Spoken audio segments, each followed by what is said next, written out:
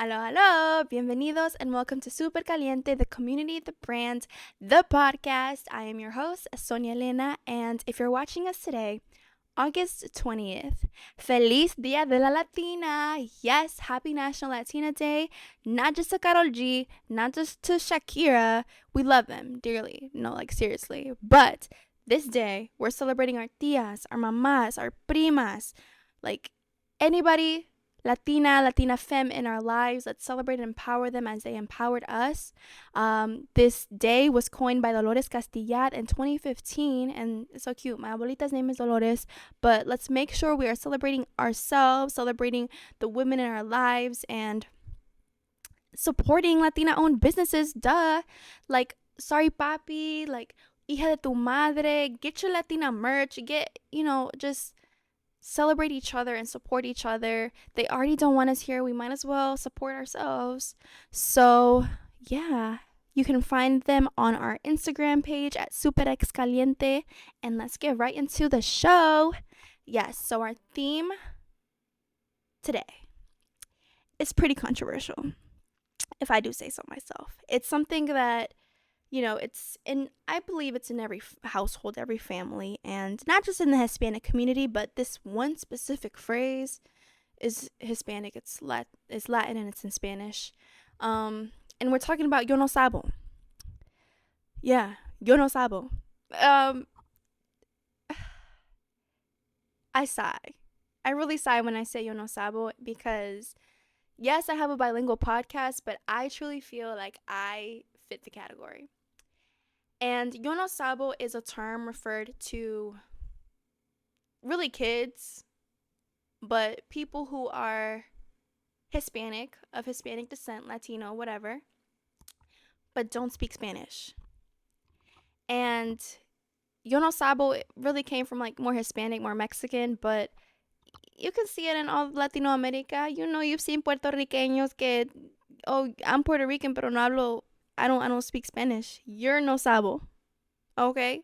Me, I consider myself a yo no sabo kid because I can speak Spanish, but me tropezo. I trip over a bunch of words like, and give me a second. Pierde and piedra, like rock and lose. That will have my tongue struggling for days. Piedra, pierde. Like, it's so hard. I don't know, for me. And then, cuarto, cuatro, sometimes that stumbles me a little bit. And don't give me those big words too, like, I just can't. But I speak fluent and proficient enough to where it's understandable. I may not use like professional big words or whatever, but I consider myself a yo no sabo kid because if I speak to someone that is very fluent in Mexico or wherever, I could maybe get like maybe two back and forths before I'm like, huh? ¿Qué fue eso? Excuse me. Like it just, I'm not ashamed about it simply because like, I'm still able to get points across, like, like, but there's some people who just simply don't know. Like, hola, ¿cómo estás? Like, it just, and my sister is one of them, and I hope she's watching because she is a yo no sabo kid for real. And it's it's a phrase that's so controversial, and the people who are really yo no sabo are considering it a slur now. And I don't know if we should push it that far, quite frankly, but I mean, it is what it is. I just personally feel like there's so much to the history of it, so many reasons why it's come down to yo no sabo, and like it goes way far back. But like I said, yo no sabo is referred to kids, people who don't speak the language, and I wouldn't say are ashamed, but it, to the older generation, they may think that. And I think that's where the barrier is. That's where the slur kind of is. This generation, the younger generation now, is called La Generación de Cristal, or the generation of crystal. See, this is where my yo no sabo comes to place. I can't really translate it that well. But basically saying that we're just like, oh, these just shiny or whatever, but that we will break. Like, we're so sensitive, we're so soft. But the whole Yo No Sabo thing also comes with being in that generation that they categorized us in, because um, they don't think that we are embracing our culture enough, that we're not, that we're ashamed of being Hispanic because we choose not to learn the language. And that's not the case. You know, we see this in history, but, and I'll get further into that, but for now, it's just a matter of, we have been raised up in American culture for so long that sometimes we lose the language. And I know for me, that was the case every time I went to college or came back home and, went back and forth. I would spend a week at home. And the second I step foot in college, I'm like, how do I speak English? And then when I'm back home, as soon as I get back home, I'm like, how do I speak Spanish? And it's that code switching that kind of messes us up, because the reason why we code switch is so that we can adjust and kind of survive in whatever kind of space. Like that song, Yo soy camaleón, camaleón. That's literally us, because we literally have to chameleon in every kind of situation that society puts us in, no matter what it is. So that idea of Yo No Sabo, it's, I see why it's hurtful, and I personally am not affected by it, but I see why it can be hurtful, because those kids are like, no, I am Hispanic. I just have trouble with the language. Like, you can't categorize me like this and say that I'm ashamed of my culture when I'm really not, but I just can't express myself in that same language. And you see that in different, ethnicities. Like, I have a Muslim friend as well, who she says that it's, that language barrier sometimes is very hard, simply because she's in the US, or because just culture as well. It's not just language, but culture as well. So, where does this all come from? So, honestly, truly goes way back from Native American days. As soon as Americans came, and I'm quote unquote, as soon as the Europeans immigrated over here and started, making their own American culture, American independence, la la la la. As soon as that started happening, they forced other non and again quotes, Americans to assimilate, to Americanize themselves. So whether that was Native Americans, whether that was the actual Mexican, like Hispanics that were in the country, whether that was Asians, African Americans at the time, they all had to assimilate and Americanize themselves to be accepted in society, but still be treated like third, like, oh, I don't even know what the word is, but like low level Americans, basically, like still not being treated equally. And I saw this definitely in like the Chicano histories as well, where, they were they were already here.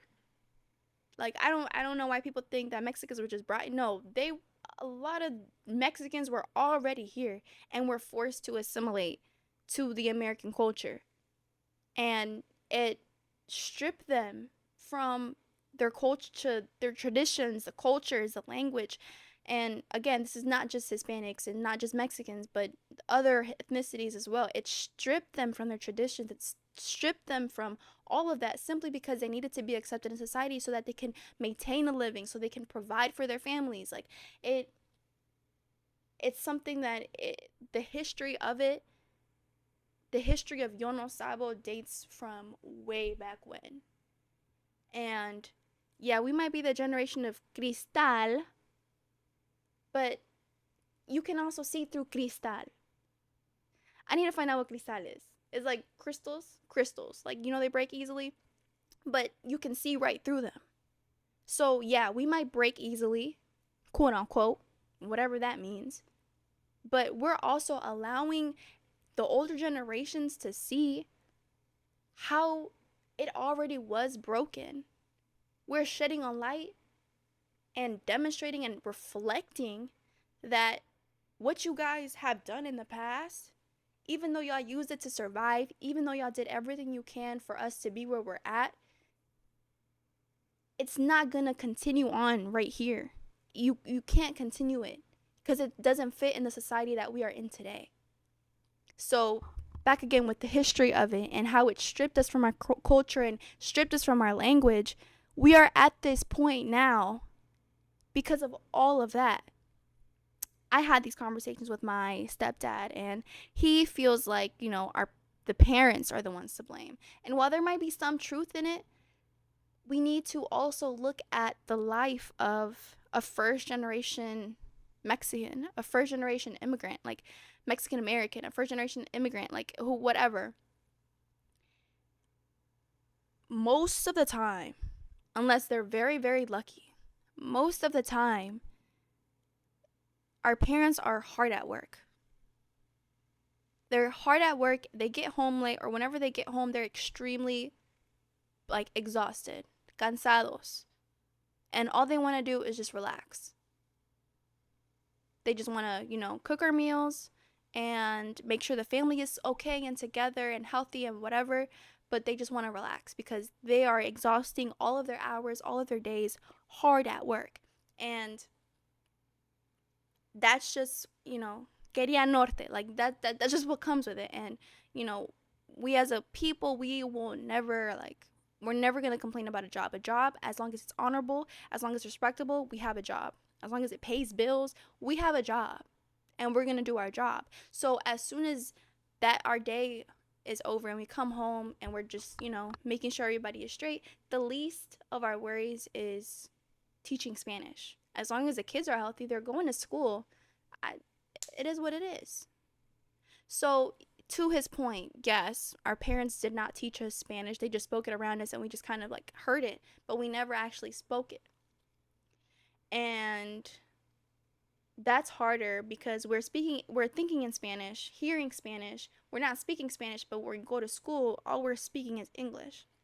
And I think the same for myself because I was brought to the United States when I was only 7 months. So in all intents and purposes, I'm soy de aquí because I've been here my entire life. But my culture and the people that I was around, they all spoke Spanish, but that caused my Spanish to be broken. And I've seen this in Caribbean cultures. I've seen this in, so many different cultures where it's the kids that are brought to the United States, we are more Americanized. And it's simply because we go through the educational system, we go through the society and adjusting and fitting into it, that there is a certain part of our identity, our ethnicity, an identity that kind of gets stripped away from it. But what people need to realize is that doesn't make us less of who we are. And everybody wants to categorize it. So that Yo No Sabo category that people put us in, it's okay. But why does that make us less? Just because I don't speak it. And I go back to the Chicano because Chicano culture really just fascinates me because especially the history of it.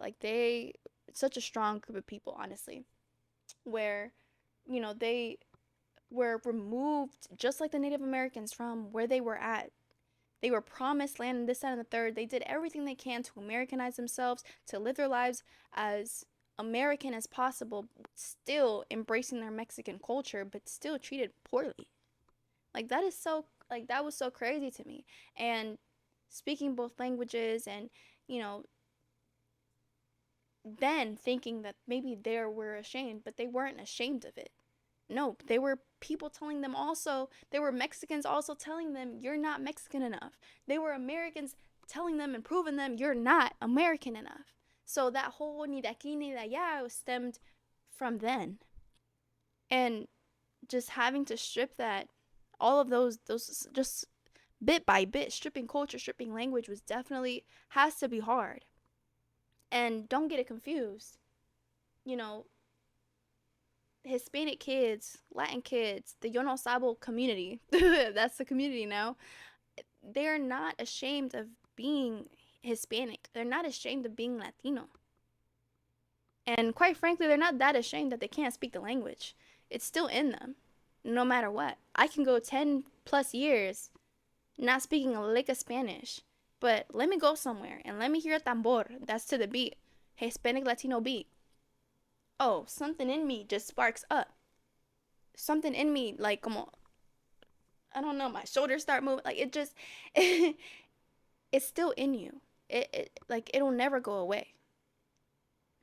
So, the generations above us, like, be nicer to us, honestly, because we're honestly doing our best with how we've had to grow up. We've done our best with how we had to adjust in the US and making sure that we get from point A to point B, because yeah, oh, who's going to talk about how we have to translate for the older generations? Why am I 6 years old translating a lease agreement to my uncles? Why?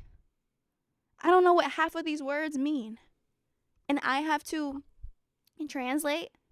Why am I going to to Western Union to help you with a money transfer, and I have to translate everything back and forth at 8 years old? Like, does that make sense? Pero me estás diciendo that I'm not Mexican enough because I'm a Yo No Sabo kid? Ooh, child. And that's super caliente. I need some water. That's super caliente too. How do you expect us to continuously speak Spanish, but we have to code switch all the time? It's hard. And me, in my case, I had to learn French in 6th grade. Imagínate, having 3 languages in your back pocket, and you are thinking in all 3 every single time, no matter what. Now, when I greet my mom, I'm like, bonjour. I greet my mom and I'm like, bonjour. Because it's like, girl, I speak French. I can speak French. I can also speak English, and I can also speak Spanish. God bless my mom that she knows how to speak English. But I'm just, like, for the kids who really have to deal with parents who don't know English, and yet they're getting told, like, you're not Mexican enough. You don't want to be Mexican because you don't speak the language. You don't want to be Hispanic because you don't speak the language. Oh, but you've been here 25 years and you haven't learned a lick of English. Except for hello, how are you? No, thank you. Like, be so for real. So I just feel like, be nicer to the Yo No Sabo kids. It's a long history of how culture and language has been stripped away from us. And we're not ashamed. We're not ashamed of being Hispanic. At least I hope not. I hope not. We're not ashamed of being Hispanic. It's just, it's just where history has us right now. And there's nothing wrong with it. There should be nothing wrong with it. So, yes, la generación de cristal, but we're making you see through your BS. We're making sure you get a good look at it so that you realize that that's not going to continue. And it should not continue. Yo no sabo. Yo no sabo. I really no sabo. I really no sabo. Like, literally. But anyways, for Super Caliente, I'm Sonia Elena, and I'll see you next time. No regresamos al otro día. Conmigo conociste Carolina. A tu madre dile que andas perdido. A tu novio que saliste con amigas.